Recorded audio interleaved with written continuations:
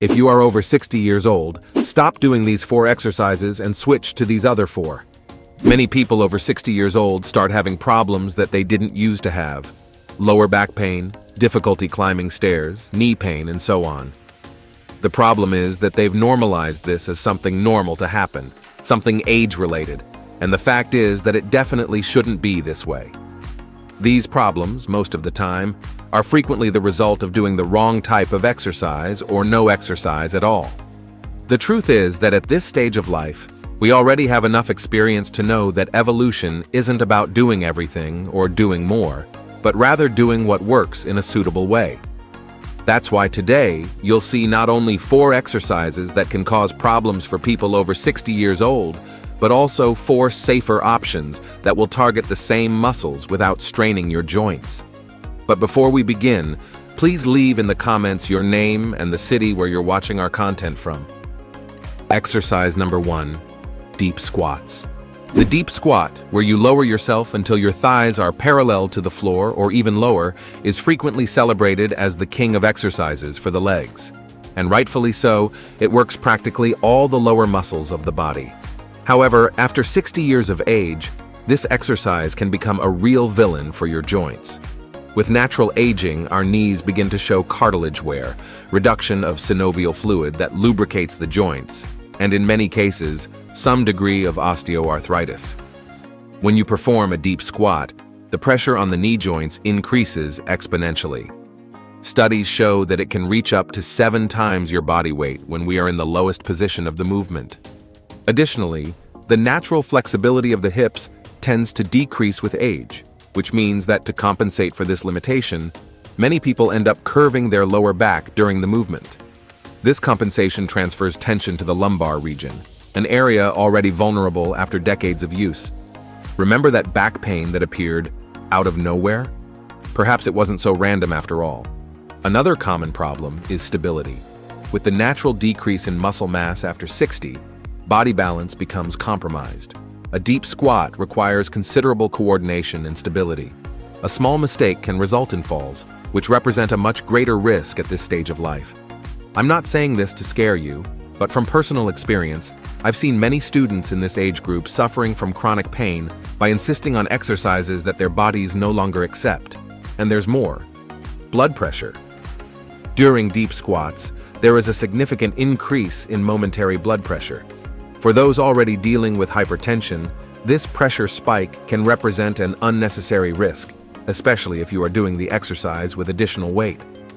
Now let's talk about the perfect substitute, the chair squat. The chair squat is a brilliant alternative that preserves practically all the benefits of the traditional squat, eliminating the risks.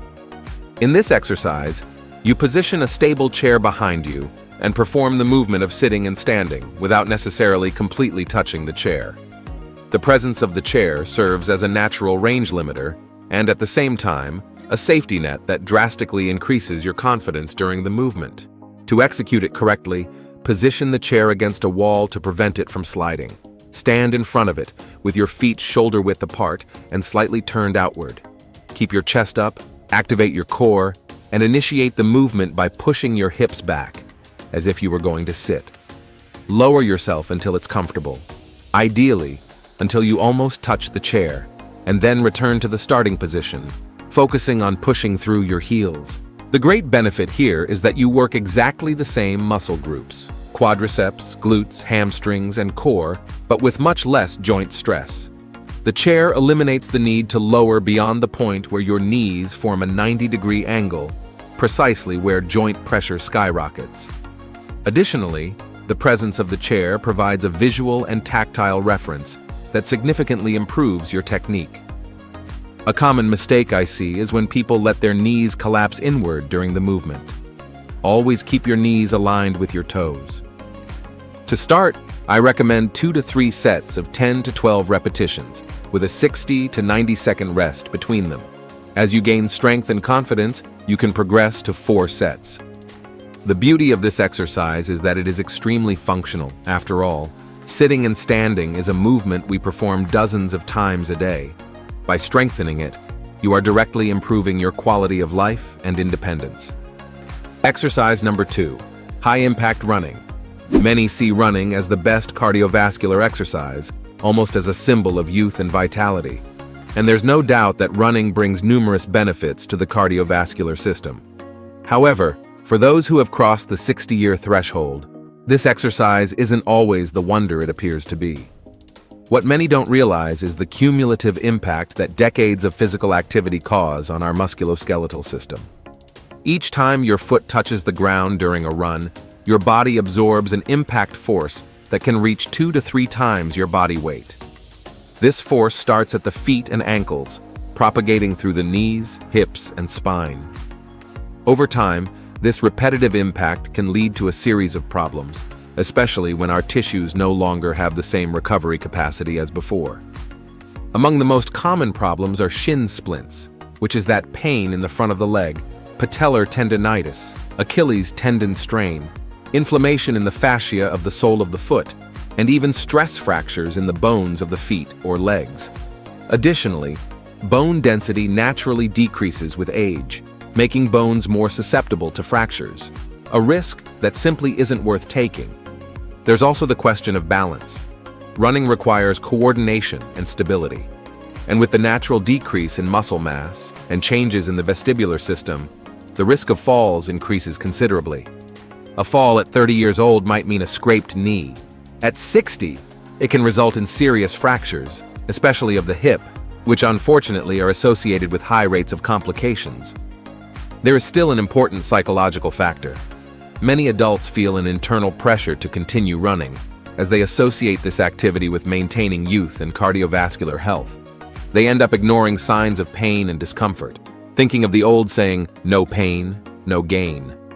This mentality, although admirable in certain contexts, can be dangerous when it leads to ignoring clear signals that the body is sending. I'm not saying you need to completely abandon cardiovascular activities, quite the contrary, just that there are much smarter alternatives. The first of these is the stationary bicycle. Unlike running, cycling is a low-impact exercise that practically eliminates repetitive trauma to the joints. When you pedal, your weight is supported by the bicycle seat, drastically reducing the load on knees, hips, and spine, precisely the areas that tend to present more problems with advancing age.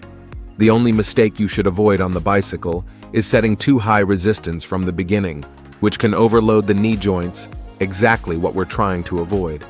The bicycle primarily works the quadriceps, hamstrings, glutes, and calves, practically the same muscle groups as running.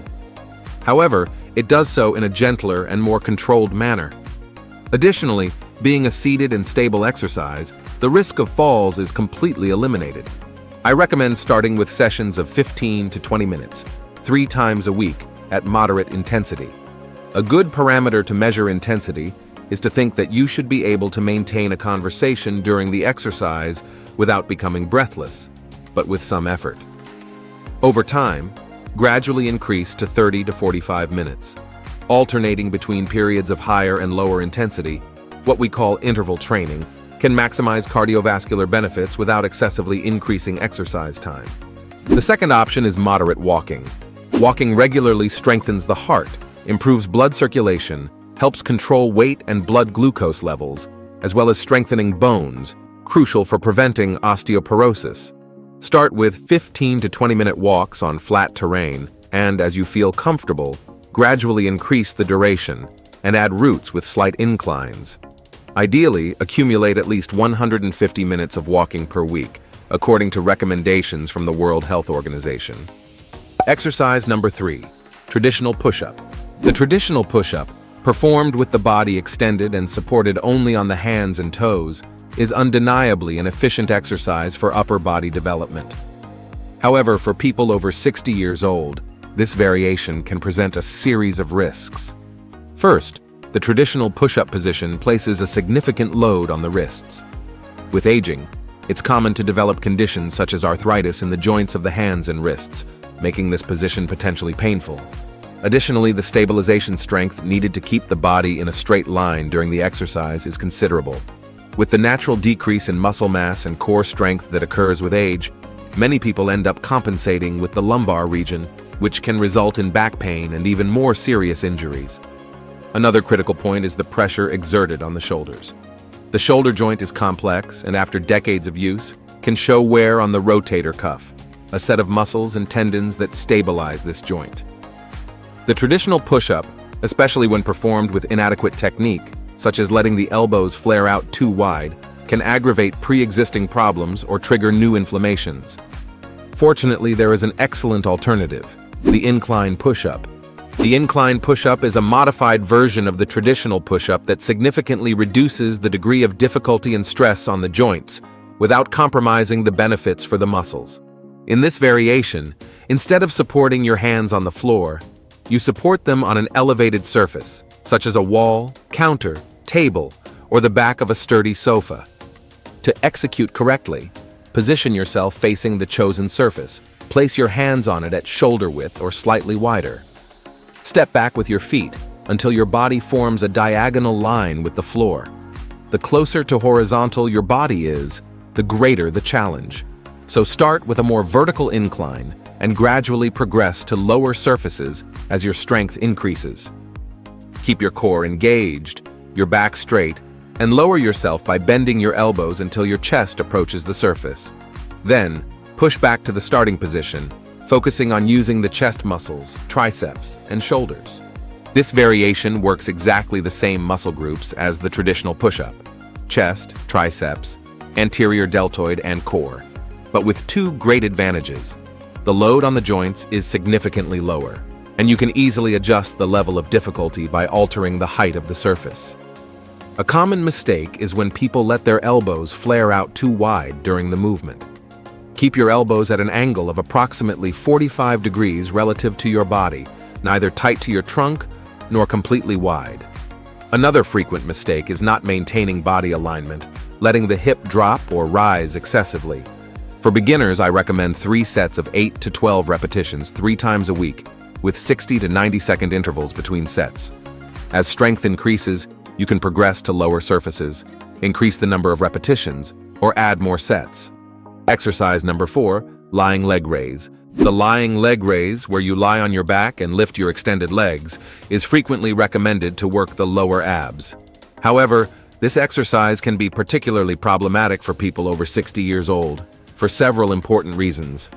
What many people don't realize is that during leg raises, a large part of the work is done by the hip flexors, not so much the abdominals. This becomes especially relevant after 60 years, as the hip flexors tend to be chronically shortened due to prolonged time in the sitting position, common at this stage of life. When these already shortened muscles are strengthened without proper stretching, they can contribute to an anterior pelvic tilt, which in turn increases lumbar lordosis, the exaggerated curvature of the lower back region. Another critical problem is the pressure exerted on the lumbar spine.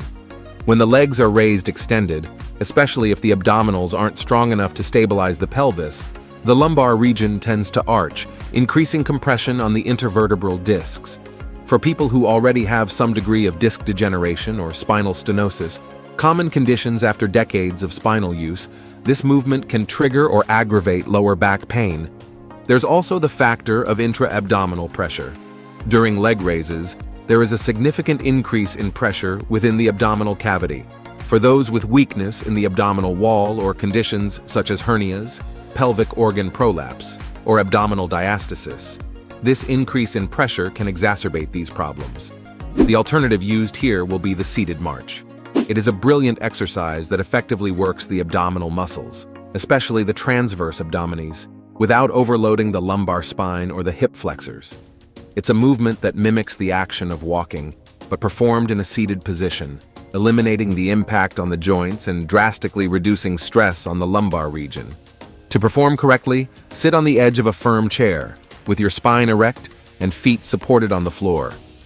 Engage your core as if you were pulling your navel toward your spine.